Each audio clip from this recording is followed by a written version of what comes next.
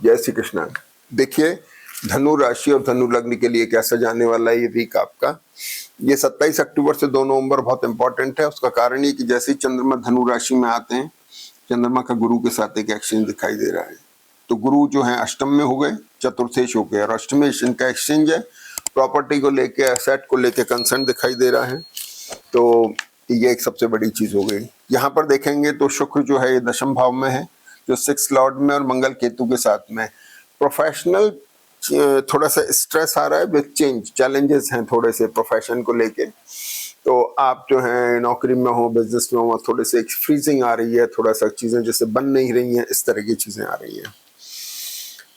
दूसरी बात यह कि राहु केतु तीसरे स्थान में, राहु मेष नवांश में चल रहे हैं, तो राहु आपके प्रयासों में उनमें थोड़ी सी कमी ला सकते हैं। इसका थोड़ा सा आपको ध्यान रखना है। तो गुरु की दृष्टि शनि पर है। शनि आपके 2nd लॉर्ड और 3rd लॉर्ड हो गए, तो एसेट के कारक हैं। आप कुछ चेंज, थोड़ा लोकेशन, एसेट में कुछ रिशफल हो सकता है, चेंज हो सकता है, ये सारी चीजें हो गई। शुक्र और शनि आमने सामने होने की वजह से शुक्र आपके 6th लॉर्ड हो गए, शनि आपके 2nd लॉर्ड हो गए। पैसे का अरेंजमेंट करके, कुछ फाइनेंशियल अरेंजमेंट करके आप लाइबिलिटीज तो क्रिएट होंगी, लेकिन कुछ एसेट बनने की तरफ पोजीशन जाती दिखाई दे रही है। अब आ जाइए, आपकी ये जो चंद्रमा है, ये 27 तारीख को है। 27 तारीख को ये मंगल यहाँ से शिफ्ट होकर वृश्चिक राशि में आ रहे हैं। जैसे वृश्चिक राशि में आते हैं, बुध के साथ में ये फ्रीजिंग कॉम्बिनेशन बना रहे हैं दोनों। तो कौन से इफेक्ट हो गए? 5th, 7th Lord, 10th Lord और 12th लॉर्ड। प्रोफेशन का स्ट्रेस, मैरिटल और बिजनेस रिलेशनशिप का स्ट्रेस, मेंटल है, कुछ चेंजेस की तरफ जा रही हैं, चीजें रिशफल हो रही हैं। सॉरी, चतुर्थेश गुरु की दृष्टि है इस कॉम्बिनेशन के ऊपर, चीजें परिवर्तन की तरफ जा रही हैं, ध्यान रखने की बात है। दूसरी बात क्या हुई कि शुक्र जो यहाँ पर है 6 लॉर्ड मंगल केतु के साथ में आकर के इसको इसने फ्रीज कर दिया, यानी चैलेंजेस प्रोफेशनल हैं, तो आप बदलना चाह रहे हैं। ठीक है। अब ये होता है कि 28 तारीख को चंद्रमा आ जाते हैं मकर राशि में। चंद्रमा जैसे ही मकर राशि में आते हैं, और मंगल यहाँ पर ऑलरेडी शिफ्ट हो चुके हैं, तो मकर राशि में चंद्रमा आते ही जो है शनि और चंद्रमा जो है राहु को रिडिफाइनिंग मोड में लाते हैं, और आप इस बात में सोचने में मजबूर हो जाते हैं कि भाई कुछ ऐसा किया जाए, परिवर्तन लाया जाए अपने थॉट प्रोसेस में, काम करने की तरीके में आप सोचना शुरू कर देते हैं। ठीक है। गुरु की दृष्टि चंद्रमा पर है, फिर ये चंद्रमा मकर राशि का लोकेशन को लेके, एसेट को लेकर के फिर से एक चेंज ला रहा है। सॉरी, ये एक चीज आ गई। अब मकर के चंद्रमा में क्या स्थिति बनती कि 30 तारीख को शुक्र कन्या राशि में वर्गोत्तम में हो जाते हैं। वर्गोत्तम में चंद्रमा शुक्र हो रहे हैं, दशम भाव में बैठे हुए हैं, लेकिन 6th लॉर्ड हो गए। प्रोफेशन को लेकर के चेंजेस दिखाई दे रहे हैं। ठीक है।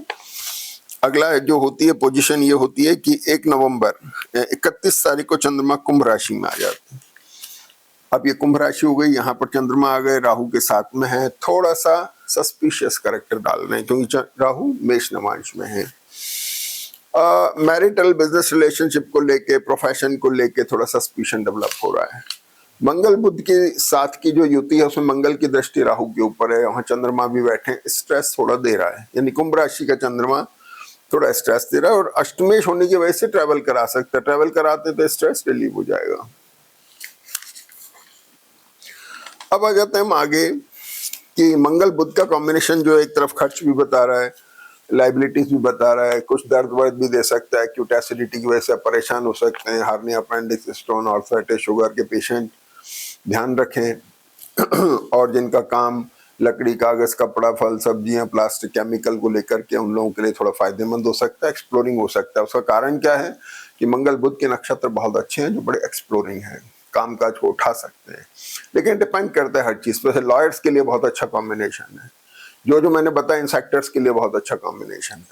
खैर, अगली बात ये हुई कि जैसे कुंभ राशि में चंद्रमा थे,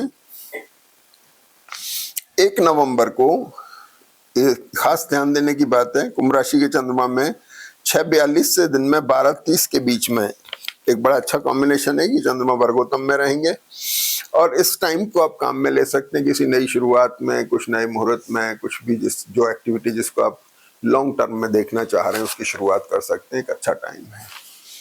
लास्ट में चंद्रमा 2 तारीख को मीन राशि में आ जाते हैं, जहाँ यहाँ पर शनि बैठे हुए हैं, और शनि के ऊपर गुरु की दृष्टि है, गुरु अपने स्थान पर दृष्ट हैं, चंद्रमा अष्टेश है, अष्टमेश, यानी कुल मिला के पूरी वीक के अंदर प्रॉपर्टीज, एसेट हो गए, आपकी लोकेशन हो गई, प्रोफेशनल चेंज हो गया, इन सबको लेकर के एक एक्टिविटी चल रही है। अब डिपेंड करता है आपकी ओरिजिनल दशाएं जन्म पत्री में कैसी है, उस पर डिपेंड करेगा कि और क्या डेवलपमेंट ये दे रहे हैं। आखिर में 2 तारीख को अगर हम बात करें तो 2 तारीख को सबसे खास बात ये होती है कि ये शुक्र जो कन्या राशि में थे, जो 6 लॉर्ड होके 10th में बैठे थे, अब ये तुला राशि में आ गए। ध्यान रखें 2 तारीख के बाद आपका प्रोफेशनल जो चैलेंजेस थे वो अब रिलीव हो गए। स्ट्रेस बना हुआ है लेकिन अब प्रोफेशनल चैलेंजेस जो थे वो थोड़ा कम हो गए हैं।